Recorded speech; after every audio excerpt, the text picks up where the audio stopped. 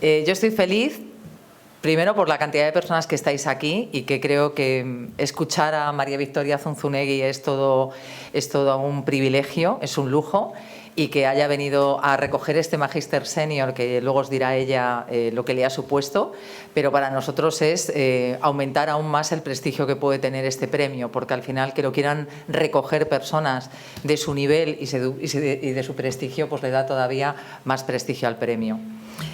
Como os ha dicho Paco, el título que le hemos puesto a esta charla, este conversatorio, es ¿y si el problema no fuera la vejez o el envejecimiento, sino cómo lo estudiamos, ¿no? Vamos a hacer un conversatorio, yo le voy a ir haciendo preguntas a Vicky, ahora os la voy a presentar para quienes no habéis estado esta mañana. Lo voy a hacer mucho más corto que esta mañana, porque esta mañana me he podido extender más.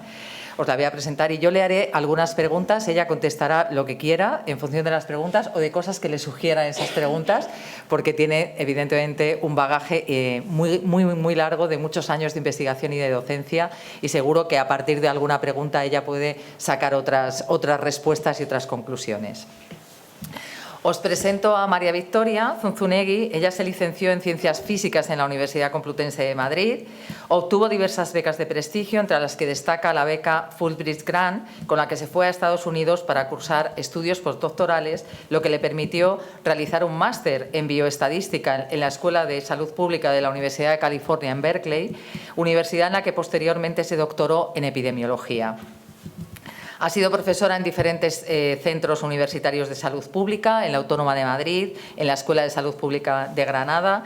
En 1999 se volvió a marchar al extranjero y allí fue profesora en la Escuela de Salud Pública en el Departamento de Medicina Social y Preventiva de la Universidad de Montreal, en Canadá, y allí permaneció hasta su jubilación en diciembre de 2016, siendo a día de hoy una profesora honoraria de esta institución. Ha dirigido 21 tesis doctorales, 19 trabajos de fin de máster en salud pública y es autora o coautora de más de 200 publicaciones científicas. En 2017 recibió el premio a los investigadores eméritos que otorga anualmente la Red de Investigación de Salud Pública de Quebec. Este reconocimiento que lo da el profesorado y el estudiantado para ella fue muy importante, significó algo importante en su carrera, y esta mañana, como os decía, hemos tenido la suerte de que haya querido recibir el Magíster Senior por ser una de las mayores expertas a nivel mundial en longevidad saludable. Muchísimas gracias, Victoria, por estar esta tarde aquí. Muchas gracias, y muchas gracias a todos vosotros por decidir venir a pasar aquí la tarde con nosotros. Bueno, voy a empezar haciéndote primero una reflexión con una pregunta, ¿no? Sabemos que el envejecimiento no empieza a los 65 años, esto lo tenemos claro, es un proceso que comienza desde el momento en el que nacemos, y hay muchos factores que influyen en ese envejecimiento: la historia vital, las circunstancias, el lugar en el que uno ha nacido, la educación, las oportunidades, el género. Todas estas cosas van a determinar la manera en que envejecemos. ¿Qué factores sociales, o de todos los que yo he dicho, y que tú has estudiado a lo largo de toda tu carrera profesional, no solo tú, sino con los equipos con los que tú has investigado, condicionan poder disfrutar en mayor medida de un envejecimiento saludable? Bueno, voy a empezar por el final. Es decir, si nosotros estudiamos a un grupo como vosotros y vosotras, estudiamos personas mayores de 65 y les preguntamos sobre su estado de salud, lo hacemos, lo medimos la capacidad física, la capacidad mental, todas las cuestiones que tienen que ver con el funcionamiento físico, cognitivo, emocional, y después vemos quiénes son las personas que tienen un mejor envejecimiento con todo esto. Lo que más discrimina el envejecer bien es tener una buena pensión, una pensión suficiente. Fijaos, es muy fuerte lo que os cuento, pero también es evidente, porque en una población como vosotros o los que conocéis aquí en Santander, todos, imaginadlo, ¿quiénes son las personas que no pueden hacer cosas por barreras económicas? ¿Quiénes no se pueden comprar unos audífonos? ¿Quiénes no pueden tener unas gafas que necesitan? ¿Quiénes no se pueden alimentar bien? ¿Quiénes no pueden tener fisioterapia adecuada? Porque el Sistema Nacional de Salud cubre algunas cosas, pero la fisioterapia malamente. Quienes no pueden pagar bien su electricidad y tienen que pasar frío porque no pueden poner la calefacción. Y seguiría con esto. Es decir, hay una diferencia enorme entre los que tienen suficiente y los que no tienen suficiente.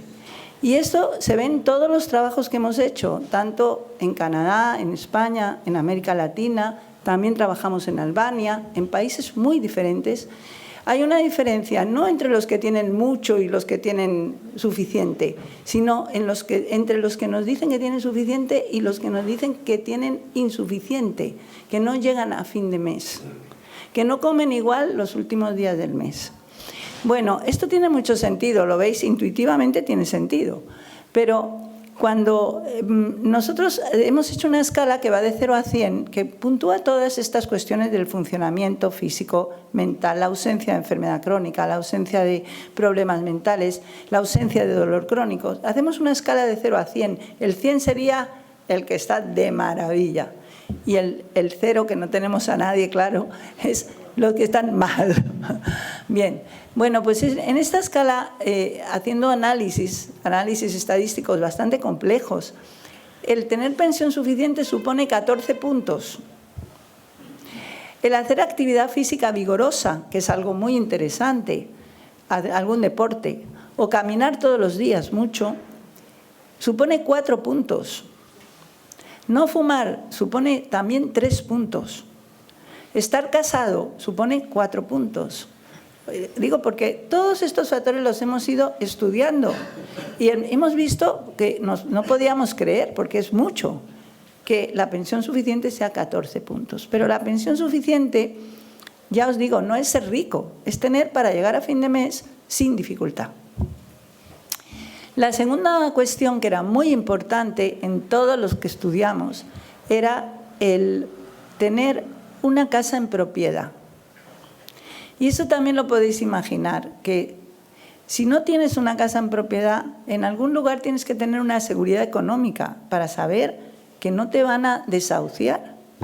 Que esto lo estamos viviendo ahora. O sea, tú alquilas un piso, viene un fondo de inversión, compra el edificio y no te renuevan el alquiler. Y tú te tienes que ir a buscar una casa en otro sitio. Como han subido los precios, difícilmente la vas a encontrar donde estás viviendo. Estos son los dos factores que nos salían tan importantes. Bien, ahora voy a hablar de otro tema. Los otros factores que ayudan a vivir bien y a vivir mucho tiempo son muy conocidos, son las conductas saludables. Como hemos dicho, la actividad física, el abstenerse del tabaco, el beber muy poco o nada, las cuestiones que tienen que ver con las relaciones sociales satisfactorias, el no tener relaciones de conflicto, la violencia en la relación, violencia en el hogar, violencia con la pareja. Todo esto influye de una forma muy clara.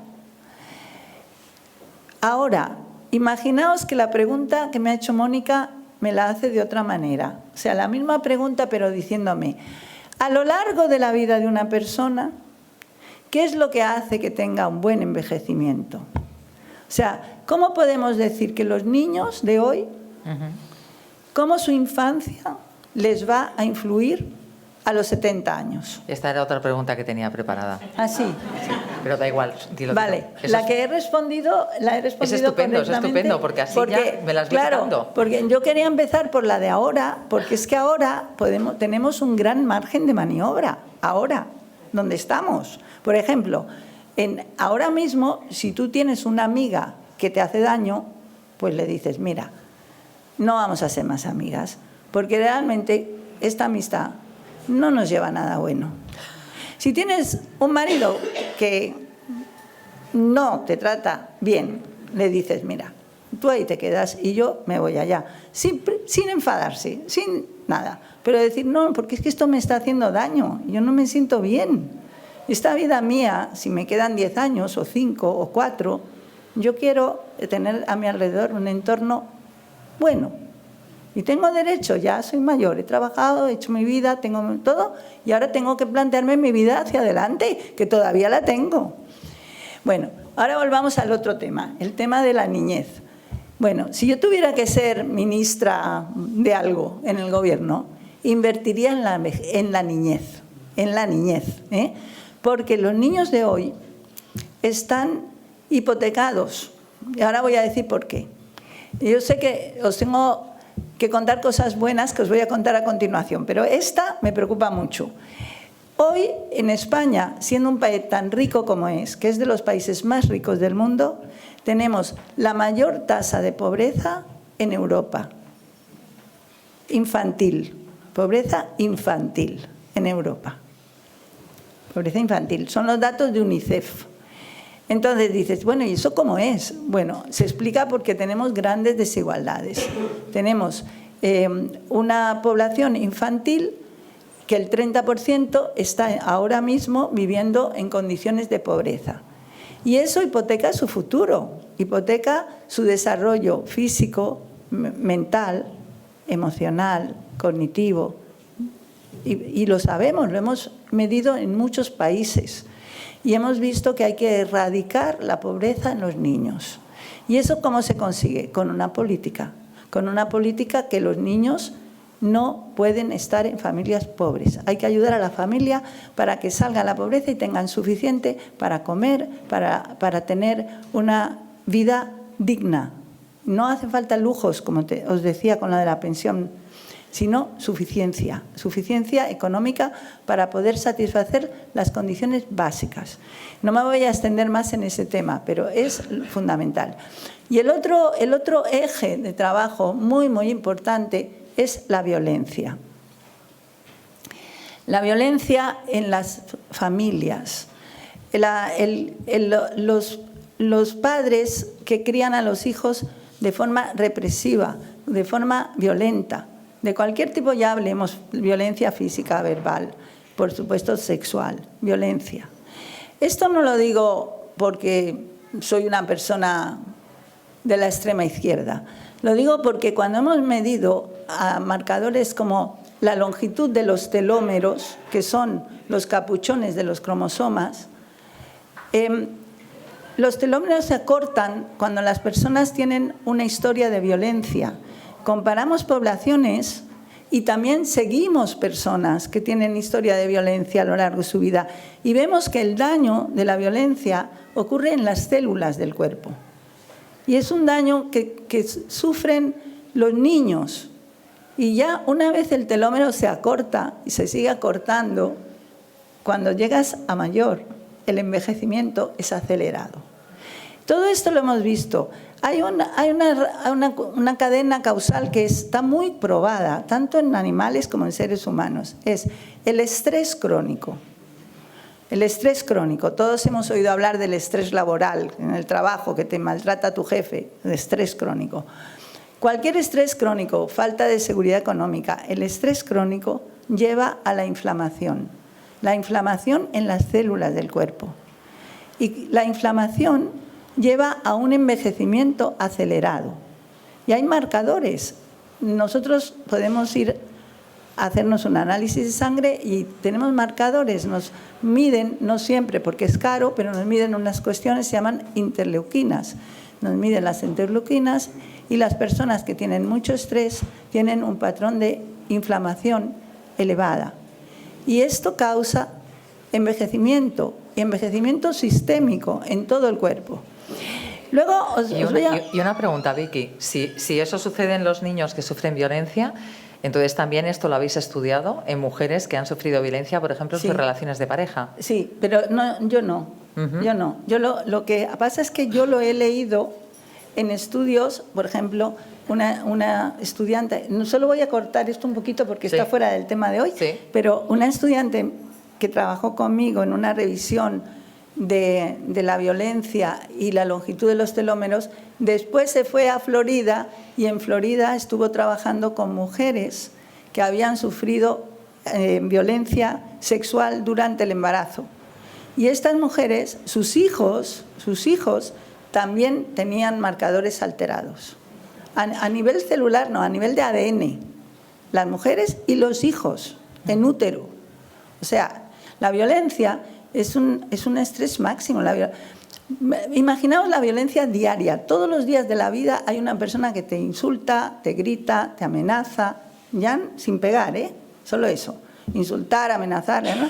Todos los días de tu vida tú estás nervioso o nerviosa porque alguien te va a agredir. Eso es una violencia, es un estrés crónico. Lo mismo ocurre con la pobreza.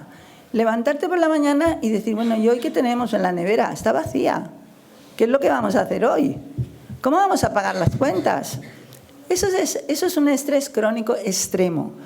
Y eso sí que lo hemos estudiado, esas dos cuestiones. Y la última que estudiamos en la misma dirección, pero no por personas mayores, es mujeres que cuidan a niños con graves problemas de discapacidad.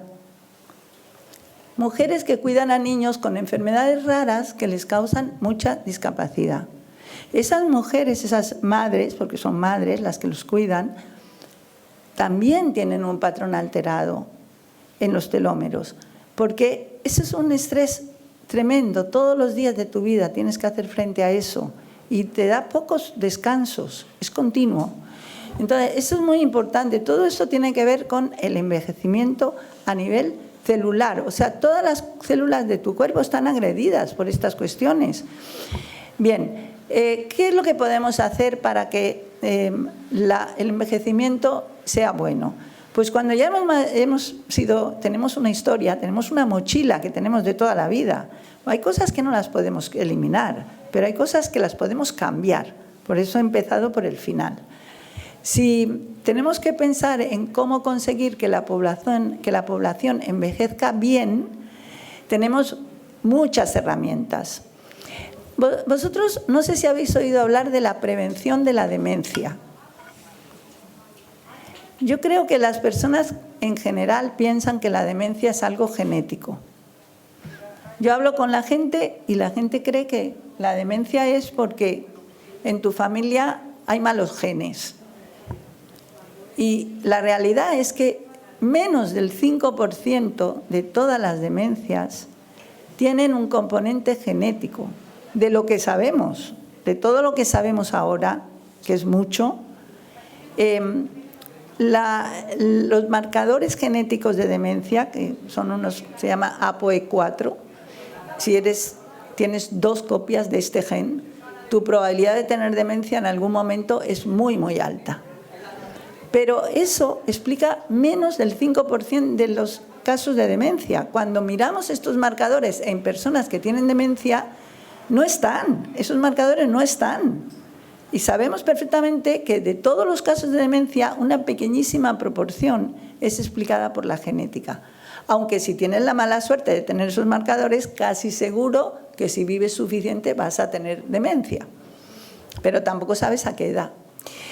Bueno, pues el otro 95% de los casos de demencia tienen mucho que ver con el medio ambiente y las conductas saludables. Estos son los factores que la bibliografía ha conseguido explicar. 45% de todos los casos de demencia son atribuibles a 14 factores de riesgo.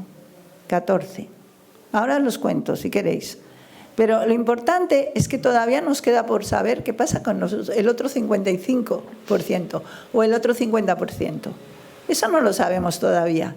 Hay indicios, pero cuando en estas publicaciones, que son la síntesis de cientos de publicaciones hechas en el mundo, te dicen, por ejemplo, que la hipertensión arterial es un factor de riesgo para la demencia, concretamente demencia vascular, esto es cierto, lo sabemos.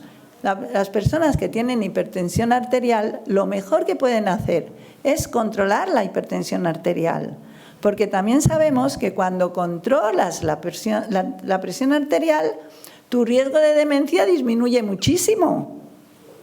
Entonces, aproximadamente la mitad de los mayores de 65 tenemos hipertensión arterial. La tenemos, yo me incluyo. Pero es fundamental que consigamos un médico de atención primaria que nos tome en serio y que consiga controlarnos la presión arterial, porque la presión arterial no tiene síntomas. Entonces necesitas un médico que te diagnostique y te siga y te dé la medicación adecuada y que no se quede tranquilo o tranquila hasta que tú tengas tu presión arterial controlada. Hay personas que se les controla la primera y hay otras que necesitan probar 3 fármacos. Bueno, pero se consigue. Entonces, ese es el primer factor importante. Y el segundo factor que os va a sorprender muchísimo es la dificultad de oído, el déficit auditivo. Esto es algo que apareció con una fuerza tremenda hace 15 años, más o menos. Y siguieron los estudios. Al principio no lo creíamos, decíamos, ¿cómo? ¿El déficit auditivo? ¿Qué tiene eso que ver? ¿Tiene que ver con el Alzheimer? Sí. ¿Tiene que ver con la demencia vascular? Sí. Bueno, ¿y cómo? ¿Cómo? ¿Cuál es el mecanismo por el que ocurre? Entonces, hay muchas hipótesis sobre qué mecanismos. No está claro por qué. Pero lo que está claro es que si tienes déficit auditivo, lo mejor que puedes hacer es conseguirte unos audífonos. Porque también se ha estudiado, estoy hablando de estudios con miles de personas que tienen déficit auditivo, que cuando se colocan los audífonos, su riesgo de demencia disminuye. Entonces, ya os lo digo, que tenéis déficit auditivo, a poneros los audífonos. Y no paréis hasta que consigáis los que funcionan para vuestros oídos, porque no todos funcionan igual. Entonces, estas son las cosas que tenemos que difundir, porque las personas, generalmente los ciudadanos y ciudadanas, no saben esto. Yo a veces me desespero porque digo, pues es que está súper probado que esto es así. ¿Por qué la gente no tiene acceso a esta información? Cuando tenemos acceso a tanta información que no nos sirve para nada. La otra cuestión que ha aparecido ya hace años, que sabíamos que era muy importante, era la diabetes. Aproximadamente hace 20 años empezaron a aparecer estudios muy serios de que la diabetes aumenta el riesgo de demencia. Y pasa lo mismo, si tienes diabetes tienes que controlar el azúcar, tienes que controlarlo. Y si lo controlas, consigues reducir el riesgo. Y todo esto lo vemos, o sea, lo vemos con los grupos de personas, miles de personas que estudiamos a lo largo de los años.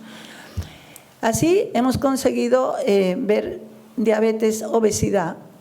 Obesidad, estamos hablando no de estar gordito, sino de estar obeso, que es un rango de obesidad es grande. O sea, no quiero meterme en tecnicismos, pero no es lo mismo una persona que está gordita que una persona que está obesa. Bien, la obesidad es un factor de riesgo muy importante para la demencia también. Y tenemos actividad física muy importante como protectora. Entonces, si tenéis posibilidad de hacer ejercicio físico, caminar todas las mañanas 1 o 2 horas, ir al gimnasio o hacer yoga o hacer pilates o lo que os guste, lo que más os guste. Lo que no os guste no lo hagáis nunca, porque eso es malísimo también. No, lo digo porque es que hay veces que dices, pues menudo rollo esto de envejecer, que me tengo que meter ahí a hacer montones de cosas que no me gustan. No. O sea, tú tienes que elegir lo que te gusta y más o menos dentro de eso decir, si todos los días tengo que hacer una actividad física de 1 hora, porque necesito mantenerme en forma física y en forma mental, porque la actividad física ayuda al cuerpo y a la mente. Entonces, eso es muy importante. Y luego podría seguir contando más cosas, pero es que no quiero que se me vaya todo el tiempo. Te voy a hacer alguna pregunta, porque en gran medida mucho de lo que estás diciendo son cuestiones físicas, ¿no? Y cuestiones biológicas, pero si nos vamos a factores sociales, o sea, ¿habéis medido, por ejemplo, hasta qué punto las relaciones sociales, el hacer cosas de ocio, el participar activamente en cosas me mejora no solo la demencia, sino otras cuestiones? Sí. Además, es que me lo has preguntado y no sé si lo sabes, pero ese es mi primer tema de investigación. Claro. Sí lo sabes. Lo sabe, lo sé. Bueno. Por eso decía, digo, no está yendo para allá, que yo quiero que esté yendo para allá, sí, pero no va para allá. Pero os he contado un poco lo que ya sé. He empezado por contaros algo que me parece esencial, que es lo de la hipertensión arterial, pero sobre todo que todo lo que es bueno para la salud cardiovascular es bueno para el cerebro. Entonces, todo lo que afecta a la salud del corazón es bueno para el cerebro, ¿vale? Empezando por ahí, que eso es muy duro, es muy fuerte. Luego, el tema que me acaba de comentar ahora mismo Mónica, os voy a contar una anécdota que es real. Yo tengo una hermana que es médico de atención primaria y estábamos charlando en casa, tranquilitas, en 1992, hace unos cuantos años. Y mi hermana me dice: estoy extrañada porque hoy no ha venido doña Paquita, no ha venido a la consulta. Seguramente está enferma. Y a mí me produjo una carcajada, porque digo, ¿cómo que doña Paquita viene a verte cuando está sana y se queda en casa cuando está enferma? Y me dice, no, es que doña Paquita viene a la consulta y se sienta y habla con todo el mundo allí, y entonces a ella le gusta venir y ella viene, a mí no me hace daño, pues viene y habla allí con todo el mundo. Y yo me he quedado pensando, digo, a ver cuánta gente está yendo al médico para actividades sociales. Ella trabaja en un pueblo, mi hermana, entonces el centro de salud era un lugar de encuentro interesante para la gente. Y bueno, el caso es que eso me hizo pensar mucho y empecé a pensar, quizás la gente va mucho al médico porque está sola en casa y es una distracción. Quizás el uso de servicios sanitarios aumenta cuando la gente está aislada, porque cuando la gente está muy ocupada, a lo mejor dice, no tengo tiempo de ir al médico. Bueno, empecé a pensar cosas de estas que parecen tontas, pero que me llegaron ahí a remover bastante. Y me di cuenta de que iba más lejos, de que los contactos sociales tenían que ver con la longevidad. Me puse a estudiar la bibliografía sobre los grandes estudios americanos que han seguido a 20.000 personas durante 10 años y que donde se veía que la gente que estaba aislada socialmente tenía doble riesgo de morir que la que no estaba aislada. Y justamente la misma fuerza que el tabaco, que tanta lata nos han dado toda la vida, que no hay que fumar, no hay que fumar, pues el tabaco tenían doble riesgo los fumadores que los no fumadores, cosa que es verdad, el tabaco es un tóxico de gran potencia, o sea, yo creo que no hay que fumar, pero comparando toda la cantinela de no fumes, no fumes, no fumes, con la poquita cantinela de no te quedes solo en casa sin ver a nadie, pues me parecía que estaba desequilibrado. Y ya me puse muy en serio, porque cuando me pongo muy en serio soy muy, muy perseverante, y conseguimos dinero para hacer un estudio de cohorte, un estudio longitudinal, en la ciudad de Leganés, en Madrid. Por si alguno habéis ido a Madrid y conocéis Leganés, bueno, Leganés era entonces una ciudad en las afueras de Madrid que tenía 200.000 habitantes. Es que es una escala muy grande de población. Y entonces en Leganés el alcalde nos facilitó la tarea y mandó una carta a los vecinos seleccionados para participar, que eran 2.000, invitándoles a participar. Eran 1.600, pero de estos participaron casi todos, el 83% participaron, y nos dieron permiso para ir a entrevistarles en su casa y para medirles. Medíamos todo lo que podíamos medir. Bueno, y luego lo seguimos durante muchos años y hicimos muchos análisis, pero para terminar la historia, las personas que tenían contactos sociales, las personas que nos decían que tenían amigos, que se sentían importantes en su familia. Además era curioso porque el efecto era un poco diferente en hombres y en mujeres. Los voy a cortar muy corto, pero, porque es muy largo, pero os lo voy a cortar muy corto. Para las mujeres era extraordinariamente bueno para su funcionamiento cognitivo tener amigas. Amigas, no amigas. Eso era la curva de las que no tenían amigas y las que tenían amigas. Curiosamente, el deterioro cognitivo empezaba como media alrededor de los 83 años. O sea, la población de Leganés, que además tenía un nivel de educación bajo, que se suponía que tendría más riesgo, no, tenían un nivel de cognitivo bueno hasta los 83, que empezaban a fallar un poquito, y luego empezaban a fallar, y había algunos que bajaban rápidamente y otros que se seguían manteniendo. Entonces, esa enorme variabilidad en la curva cognitiva la pusimos en investigación, estuvimos haciendo años trabajos para ver en qué se diferenciaban unos de otros. Y en los hombres lo que más identificaba en relaciones sociales, lo que más identificaba a los que iban muy bien, a los que iban regular, eran si tenían un papel importante en la familia. Mantenían el papel de soy importante para mi familia, soy importante para mis hijos, para mi mujer. Entonces, te dabas cuenta de que tener amigos también era bueno para los hombres, pero el factor más importante era el seguir siendo el padre de familia, el hombre que tiene un significado en su vida ligado a su rol familiar. Y las mujeres, después, claro, ya no podemos seguir profundizando en este tema, pero la realidad es que las mujeres lo que más diferenciaba el tema del deterioro cognitivo, teniendo en cuenta todos los otros factores que os he dicho antes, la presión arterial, el tabaco, la actividad física, el tema que más importaba dentro de las relaciones sociales era tener amigas. Entonces nos dimos cuenta, y ya estoy diciendo que esto de verdad fue muy pionero, porque fue hace muchísimos años, cuando escribimos ese trabajo, que es el trabajo que más se ha citado de lo que hemos hecho, de lo que yo he hecho en mi vida, este es el trabajo más citado, que era, atención, las relaciones sociales son muy importantes para la función cognitiva y hay que cuidarlas mucho. ¿Y por qué son tan importantes? Ahora os cuento lo que hemos descubierto después, poco a poco, que tiene mucho sentido y diréis, pues qué tontería habéis descubierto después de tanto trabajar, esto ya es de sentido común. Pues ¿por qué son importantes las relaciones? Son importantes porque nos dan sentido a la vida, porque nos dan importancia. Porque nosotros somos seres sociales, porque somos gregarios. Y como les pasa a los ratones y a los monos, cuando los aíslas, envejecen muy rápido. Y esto lo sabemos que en los animales es verdad, ¿por qué no va a ser verdad en nosotros? Así que esa es la historia de las relaciones. Sí. Yo te quería también preguntar, porque en gran medida has tenido la posibilidad y la suerte de hacer investigación longitudinal, que eso es muy complicado. Incluso en España lo has conseguido, eso es muy difícil, coger un grupo de personas y poder investigarlas durante 8, 10, 15 años, eso es una maravilla.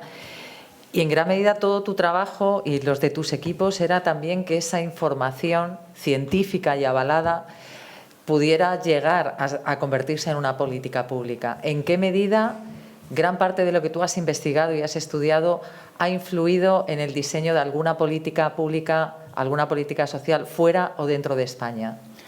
Mira, si quieres que te diga la verdad, sí. Yo creo que cero. Ah, bien, estupendo. O sea, qué pena, Dios. Mi mayor ilusión es encontrarme con un grupo de gente como vosotros que tiene la paciencia de escucharme durante 2 horas. A ver, hemos escrito muchísimos artículos, hemos trabajado muchísimo. Esto es una realidad. O sea, nos hemos dedicado en cuerpo y alma a hacer este tipo de trabajos y hemos publicado. Y la importancia no es lo que hemos hecho nosotros, sino que hay cientos de grupos en el mundo que están publicando lo mismo que nosotros. O sea, lo de las relaciones sociales que os acabo de contar, nosotros fuimos pioneros de verdad, y nos costó mucho publicar porque los americanos decían, eso no pasa aquí, eso no sé qué, no sé cuánto, los ingleses, porque teníamos todos apellidos latinos y tal. Pero lo publicamos en la revista americana, muy importante de gerontología, pero en ese tema sí que fuimos pioneros, pero se han publicado ahora mismo cientos de artículos diciendo lo mismo que os acabo de contar. Entonces, lo que a mí me maravilla es porque estamos buscando la píldora mágica anti-envejecimiento y no estamos utilizando las cosas que ya están bien establecidas y que son tan importantes. Y que la gente dice, a ver, vosotros sabéis que la dieta mediterránea, digo mediterránea aunque esto no es mediterráneo, pero da igual, la dieta que comemos en España, la que hemos comido naturalmente, es muy buena para la salud. Bueno, yo no he estudiado la dieta nunca, esa no es mi especialidad, pero tenemos que tener claro que no podemos abandonar estos hábitos buenos que tenemos, y porque no tenemos que buscar una píldora como si fuera una píldora mágica que nos va a curar de todos los males, cuando lo que os estoy diciendo es el ABC. El ABC es actividad física, comer bien, dormir bien, tener amigos, tener buenas relaciones. Y es que esto lo tenemos que cuidar, porque a lo mejor estamos buscando la píldora mágica, el medicamento maravilloso, y no es eso lo que tenemos que buscar. Ahora sí, tenemos que ser realistas. A lo mejor tenemos que tratarnos la hipertensión, la diabetes, y tenemos que buscar unos audífonos y lo que os he contado antes, y ponernos unas buenas gafas. Pero, por favor, no vayamos a... Y esto es una nota de atención, porque ahora se está hablando mucho de que hay un medicamento maravilloso que cura... es que curar ya parece tan ridículo, pero que retrasa la demencia. Bueno, pues ese medicamento que están ahora intentando introducir en el mercado retrasa un poquito los síntomas de demencia, pero no te cura, porque lo que hace en la realidad es eliminar del cerebro el producto tóxico que generan las neuronas afectadas. Entonces, las neuronas están funcionando mal, están segregando una serie de, se llaman lipoproteínas, pero es igual, una sustancia tóxica. Entonces, lo que hace este medicamento es que te quita la sustancia tóxica del cerebro, pero como el cerebro está funcionando mal, la sigue generando. Entonces, aunque te quita un poquito, que tampoco te quita mucho, lo que queda dentro es muchísimo. Entonces, no es una cura. Lo que hay es una prevención, y la prevención es todo lo que os estoy hablando. Y esto es muy importante, que tengamos en cuenta que en vez de esperar un medicamento mágico, tenemos que actuar sobre lo que ya conocemos y sobre lo que ya sabemos que funciona, y que además es muy cercano al tipo de vida que hacemos saludable en este país. Y en relación con lo que estás comentando, que lo hemos hablado alguna vez tú y yo, vivimos en un país rico, España es un país rico, es uno de los países del mundo con una esperanza de vida mayor, estamos al nivel de los japoneses y de Corea del Sur, ¿no? Tenemos una esperanza de vida, una longevidad altísima, y sin embargo no estamos entre los países con un mayor nivel de desarrollo económico. Estamos bien, pero no estamos tan arriba como otros países que a lo mejor se consideran los líderes del mundo, pero que su esperanza de vida está mucho más por debajo, ¿no? Sí. En gran medida, todo lo que tú estás diciendo, pero sobre todo los factores más, pues a lo mejor la manera de vivir que tenemos, de socializar, de buscar espacios de encuentro como este, de seguir aprendiendo, todo eso, y por supuesto la dieta mediterránea nos ha llevado, o tener un sistema universal sanitario nos ha llevado a tener una mayor esperanza de vida, o cuáles son los factores que más han contribuido. Sí. Yo aquí voy a ser muy clara. Siempre pienso que hay 4 cosas que nos protegen, porque los españoles, los italianos y los griegos, los portugueses también, pero un poco menos, estamos en los países más longevos hace muchos años ya. Antes no éramos el segundo como ahora, pero éramos el tercero o el cuarto o el quinto. Desde que yo tengo memoria, siempre hemos sido muy longevos. Las cuestiones que tenemos es nuestra forma de vida, es lo más importante. Tenemos lo que he dicho antes, el hábito de caminar, lo tenemos muy integrado en nuestra vida. Nosotros no nos damos cuenta porque vivimos aquí, pero cuando fui a Canadá me di cuenta de que la gente no anda. Cuando digo no anda, es que de verdad no anda, porque tiene el coche en el garaje. Como habéis visto las películas americanas, que está la casa y el garaje está ahí dentro. Y entran con el coche, salen del coche y se meten en casa. Van a comprar el coche al centro comercial. Entonces, la cantidad de gente que no anda es prácticamente la totalidad. Lo que pasa es que últimamente, desde que todo el mundo reconoce que la actividad física es muy importante, van al gimnasio o hacen un deporte. Pero esto es nuevo, esto es una cosa, bueno, cuando digo nuevo, pero de los últimos 20 años. Pero claro, nosotros toda la vida hemos caminado mucho. No digo solo en la zona rural, que por supuesto han hecho actividad física siempre, pero en las ciudades nosotros tenemos costumbre de salir de casa y hacer los recados en el barrio, y andamos. Y si lo medís, andamos un montón. La mayoría de la gente, si no tienes coche, más todavía, andas muchísimo todos los días. La segunda cuestión es las relaciones sociales, que es muy, muy importante, que ya la acabamos de hablar, y es predominante. Hay gente que está sola, sí, es verdad. Hay gente que aquí quiero hacer un inciso, no es lo mismo sentirse solo que estar solo. Lo de sentirse solo lo dejamos para otro día. Desde mi punto de vista no es muy importante. Lo que es muy importante es estar aislado. El decir, es que no hablo con nadie, pasan días y días y no hablo con la gente, no tengo a nadie a quien hablar, solamente hablo con el que me vende, yo qué sé, algo, o al que entra en el autobús y dice buenos días. Eso es un problema, estar aislado es un problema. Aquí, por suerte, tenemos una sociedad muy gregaria y sigue existiendo una cultura bastante familiar, bastante de amistad, sobre todo familia extendida. Bien. Y la cuarta cuestión, bueno, la tercera cuestión ya hemos hablado, la dieta mediterránea, que es inigualable, o sea, no hace falta más que irte a pasar, tengo una hija en Suecia, te vas a pasar 15 días a Suecia y la alimentación cambia drásticamente, porque, bueno, allí no tienen la suerte que tenemos aquí de tener verduras y frutas por todas partes. Bien, y muchas otras cosas que tenemos aquí, pescado, todo tipo de variedad, una variedad enorme de la alimentación aquí. Bien, y la cuarta cosa es el Sistema Nacional de Salud que tenemos. Y en particular el Sistema Nacional de Salud, importantísimo para las personas mayores y fundamentalmente la atención primaria.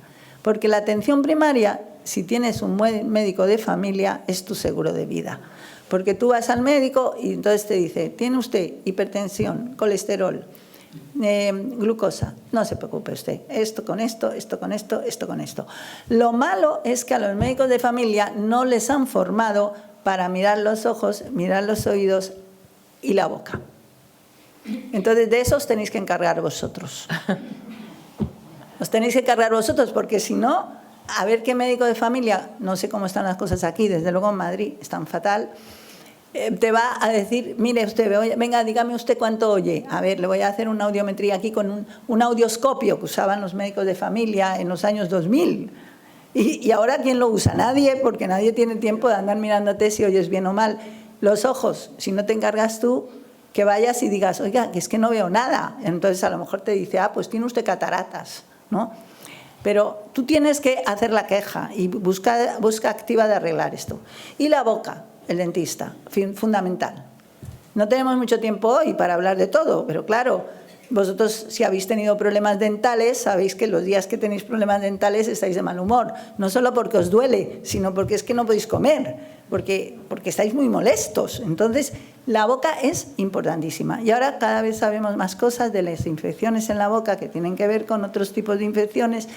Yo diría que los ojos, la boca y los oídos os tenéis que encargar vosotros. Bien. Y luego el resto del cuerpo, pues al médico. Y la mente, que no hemos hablado de ello, la salud mental. Lo que quieras. Lo que tú quieras hablar de la salud mental. Pero bueno, estamos en un espacio de aprendizaje y aquí muchas personas posiblemente cuidan su salud, pero también han cuidado o han entendido la importancia de seguir aprendiendo, de seguir socializando, de buscar sus propios deseos, a lo mejor muchas de las personas que están aquí ahora hacen cosas que no podían hacer cuando eran más jóvenes, a lo mejor ahora sienten que tienen más la vida en sus manos. Yo creo que todo eso hasta cierto punto es muy importante a medida que envejecemos, ¿no? Eso es fundamental. Al final eso te da un sentido de un propósito en la vida, te sientes protagonista y tomas las riendas de tu vida, ¿no? Sí. Yo creo que la cuestión es que tengo tantas cosas que contaros, pero a los 65 años supone que nos jubilamos, ¿no? Te jubilas, has trabajado mucho toda la vida, te jubilas y entonces tienes como un vacío. Bueno, ¿y ahora qué hago con mi vida? O te has hecho una lista tan grande que alguien te dice, oye, no hagas la lista tan grande porque te vas a morir antes, no vas a poder hacer todo esto. Depende de cómo eres y si te has preparado para jubilarte y has dicho, pues mira, ahora que me he jubilado ya puedo puedo ir a ver exposiciones o puedo ir al cine o puedo hacer cosas porque antes no podía. Vale. La otra cuestión es, cuando te jubilas tienes un espacio generalmente largo de buena salud antes de que te llegue realmente la caída del deterioro físico y cognitivo, que indudablemente nos llegará en algún momento. Pero ese espacio de vida es precioso, porque si os fijáis, os habréis pasado la vida trabajando, cuidando hijos, cuidando padres, cuidando y trabajando, y con muchísima responsabilidad económica con muchísimos problemas y de repente tienes 65 años y en gran medida todas esas cosas están resueltas, porque tienes una pensión que no será muy grande, pero es suficiente. Como decía antes, lo importante es la suficiencia, no que sea grande. Y dices, ahora ya no tengo, los hijos se han ido, no tengo no tengo responsabilidades laborales, no tengo este estrés horrible, ya no me maltrata mi jefe porque ya no estoy trabajando. Hay un montón de ventajas, montones de ventajas. Y entonces lo que tienes que darte cuenta es buscarte un plan de vida que te guste, que le dé sentido a tu vida. Y si puedes pintar y a lo mejor nunca has podido pintar y dices, pues mira, voy a tomar un taller de pintura o voy a hacer senderismo o voy a ir teatro, a hacer cosas para ti, que te gustan a ti y hacerlas con la gente que te gusta, con los buenos amigos, con los buenos familiares. Pues esos años son preciosos, son como un gran premio. Que luego, en algún momento, a lo mejor a los 80, 85, 90, porque esas edades las que estamos viendo ahora, que empieza el deterioro, por lo tanto, tenés un espacio muy largo, tienes que pensar, bueno, en ese momento, cuando yo empiece a tener problemas que me impidan ser autónomo, que pierda mi capacidad de caminar o que pierda mi capacidad de pensar, o tienes que decir, bueno, pues yo ya voy a tener mi plan, ¿no? Mi plan es tener una bolsita de dinero pequeña, no tiene que ser grande, pero pequeña, para hacer frente al tema. Luego, haber hablado con mi entorno inmediato y decirles qué es lo que quiero hacer, porque tú tienes que ser responsable, tener un testamento hecho, tener un testamento vital, que no sé si sabéis, pero es que cuando vas y dices, le escribes y le dices al médico, mire, yo quiero vivir, pero yo no quiero que me alarguen la vida. O sea, cuando yo llegue a este momento, no quiero que me metan un tubo y que me tengan en una unidad de cuidados intensivos 2 meses sufriendo. No me metan el tubo, ¿vale? Entonces, todas estas cosas es bueno tenerlas por escrito, haberlas hablado. Pero ya os digo, la media de lo que estamos viendo ahora en España es que eso no empieza antes de los 80. Y tú dices, bueno, pues si te jubilas a los 65 hasta los 80, tengo 15 años que no los he tenido nunca. Son 15 años de libertad, son 15 años de dedicarme a hacer lo que me interesa, lo que me gusta, lo que me da significado. Y a lo mejor en vez de a los 80 hacen los 95, no lo sabemos. Y la técnica es, voy a vivir porque quiero vivir. Y que es lo que creo que reivindicamos los que estamos aquí, ¿no? Que somos mayores, pero queremos vivir. Y es lo que hacemos. Cuando me has dicho que ninguna de las investigaciones al final ha tenido consecuencias o ha sido, bueno, no sé, atendida, ¿no?, a nivel político, ¿también te pasó en Canadá? O sea, ¿no ha tenido demasiada repercusión? ¿Es tan difícil al final que quien tiene que diseñar políticas públicas, que sería tan sencillo coger investigaciones que con datos reales nos está demostrando de qué manera la población puede envejecer mejor y meter más el dinero en, por lo que estamos diciendo, en temas preventivos, en buscar espacios de socialización, en que la gente... No. A ver, yo no soy pesimista, ¿eh? Yo soy muy optimista. Ya. Pero empiezo. La primera cosa que tiene que ver es, hay un tremendo mercado de la vejez. Han descubierto que los viejos somos un negocio. Somos un negocio. Pero si dijeran que somos un negocio porque consumimos, porque vamos de viaje o porque nos gusta ir a comer cuando tenemos dinero y invitar a la familia, eso sería maravilloso, pues son negocios bonitos. Pero si somos un negocio porque nos inflen a pastillas que no nos hacen falta, o porque nos den medicamentos que es que son inseguros. El medicamento que os he dicho para la demencia, que no funciona, que quita el detrito, el que quita la basura, pero como se sigue generando basura, lo único que hace es retrasar un poquito, unas semanas, 16 semanas, 14 semanas. Inflarnos ese medicamento, ese es inseguro, ese produce infartos cerebrales. Y cuando lo pusieron para aprobarlo en Estados Unidos, el comité de expertos que tenían que aprobarlo dimitió en bloque. Pero entonces colocaron otro comité de expertos. Es que fue gordo. Bueno, entonces este negocio, que somos un negocio para las farmacéuticas, somos un negocio, es muy tremendo. Ahora mismo, el tema de los audífonos es otro gran negocio. Pero, ¿por qué es un negocio? Ahí es donde hace falta que el Estado intervenga. Porque si tú vas a comprar un audífono a un sitio, lo vas a comprar a otro, los precios varían tremendamente. Las calidades no son tan distintas. Incluso de la misma marca te lo pueden vender a un precio por internet y a otro precio en la tienda. O sea, si os compráis un audífono, haced un estudio de mercado para saber qué es lo que compráis, porque es que hay mucho fraude. Y eso, somos un negocio en todos sentidos. Ahora están vendiendo la hipoteca inversa. No sé si os están acribillando con la hipoteca inversa. Vale. Pues la hipoteca inversa a lo mejor a alguien le conviene, pero yo no conozco todavía a la persona que le conviene. O sea, investigarlo a fondo.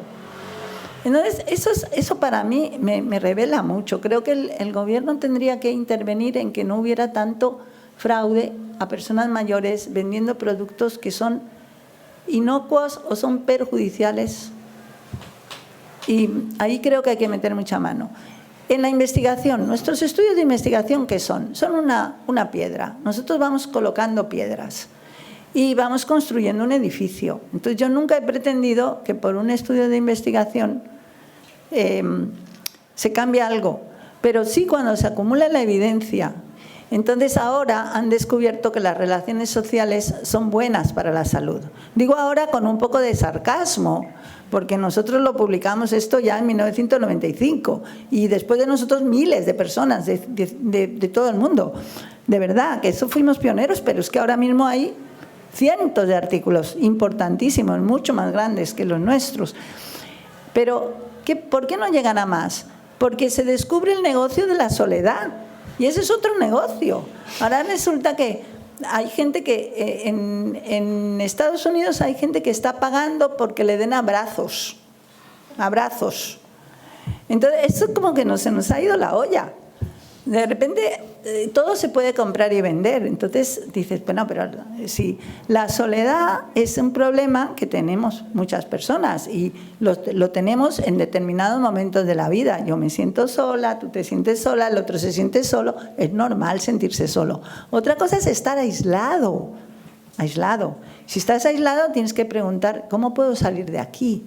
Y generalmente estás muy aislado. La gente que está más aislada es la gente que tiene discapacidad grave de cualquier tipo, que no ha tenido apoyos para desarrollarse con la discapacidad, como debería de ocurrir siempre.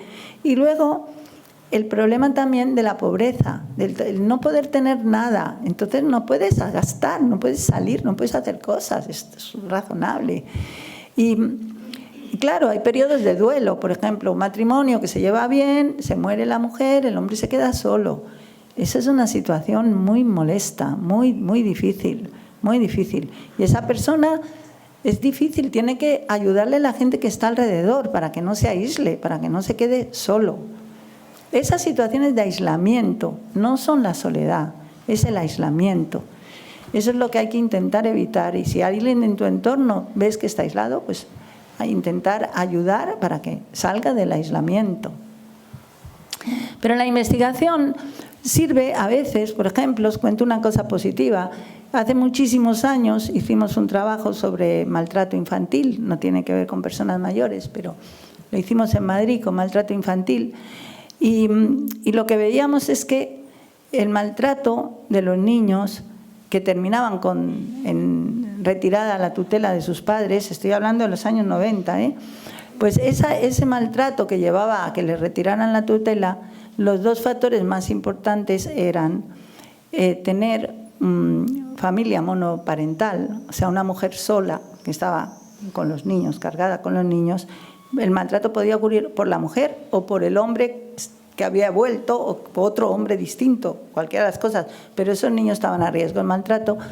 Y luego también el otro era no tener dificultades económicas, pero no tener tampoco apoyo de que nadie te prestara, que en aquella época preguntábamos por que le prestaran 10.000 pesetas o algo así, era con las pesetas todavía. Entonces, ese asunto de no tener una ayuda financiera en un momento de crisis era muy determinante. Pero ese estudio quedó ahí, oculto, y ahora de repente ha salido otra vez. Entonces yo veo que hay gente que lo está leyendo y me quedo con la boca abierta. Digo, pero si eso pasó hace ya muchos años. Ahora resulta que como sí que se están dando cuenta que la pobreza en los niños es un factor de riesgo importante para el maltrato, para la violencia, etcétera, pues otra vez han recuperado ese hilo. ¿Y ves? O sea, es que tú no puedes pretender que te den un premio. A mí nunca me dieron premios. Me han dado este de hoy y otro de hace unos 5 años. Pero vamos, que no es que te estén dando premio todos los días. A mí realmente me parece que el trabajo del investigador es investigar. Y cuando investiga no tiene que pretender tener reconocimiento, porque es que eso no pasa, eso no es. O sea, tú cuando investigas tienes pocas probabilidades de que alguien te diga, ¡ay, qué bien que lo has hecho!, y te den una palmadita en la espalda. Lo más habitual es que no guste lo que haces, que no guste, que eres incómodo, porque haces cosas que molestan. Cuando hicimos lo del maltrato, se guardaron el trabajo en el cajón. Y no os cuento más cosas porque ese tipo de actitudes de los gobiernos es comprensible, porque si tú estás haciendo investigación social tienes que tener mucho arte para vender tu producto de investigación, porque muchas veces molestas, ¿no? Molestas porque estás poniendo en evidencia que no funciona lo que están haciendo. Y el político de turno quiere que le digas qué bien que lo haces. Entonces es una dificultad que no es nueva. Había un libro de un alemán, Weber, el sociólogo alemán Weber, y se llamaba El político y el científico. Y es una tensión que siempre existe entre el político y el científico, porque el científico encuentra una realidad y la pone de manifiesto, y el político no le gusta mucho eso. No le gusta que le digas que somos el país que tiene mayor pobreza infantil de Europa. No le gusta. ¿A quién le va a gustar? Pero esto, no os quiero contar más anécdotas, pero yo terminé estudiando el envejecimiento por lo que os he contado de mi hermana al principio. Pero en aquel momento yo tenía una crisis, porque a mí me estaban dando palos por todas partes, porque yo estaba estudiando el VIH en toxicómanos. Y claro, los toxicómanos no le gustaban a nadie, pero yo estaba dedicada en cuerpo y alma, como os digo, porque se inyectaban droga y se morían. Y yo veía cómo se morían los jóvenes, lo estaban diezmando los jóvenes en los barrios pobres de Madrid. Y yo lo decía, en Madrid tenemos la ciudad europea con mayor VIH de Europa, y esto ocurre porque los toxicómanos están muy infectados y por supuesto que infectan a sus parejas y al resto de la población. ¡Ay! Cómo me ponían... Bueno, no os quiero contar, lo pasé fatal, porque no les gustaba lo que les decía, pero ellos sabían que era verdad. Y yo decía, tenéis que poner condones en todas las farmacias, y no querían. Tenéis que repartir jeringuillas para que se inyecten con jeringuillas estériles, y así no se va a infectar más gente. Y no querían ni oír hablar del tema. Entonces, muchas veces la investigación no solo es que no te reconocen algo, sino que encima te cargas con un montón de problemas. Y es complicado, no es fácil. Esta investigación que hacemos con grupos humanos tiene repercusiones políticas, y los políticos tendrían que ser más valientes y hablar con nosotros y preguntarnos, porque nosotros estamos haciéndolo por el bien público y no estamos haciendo para quitarles la silla ni nada parecido. Pero es difícil establecer una buena comunicación con la clase política. Pues nada, muchísimas gracias. Lo dejamos aquí.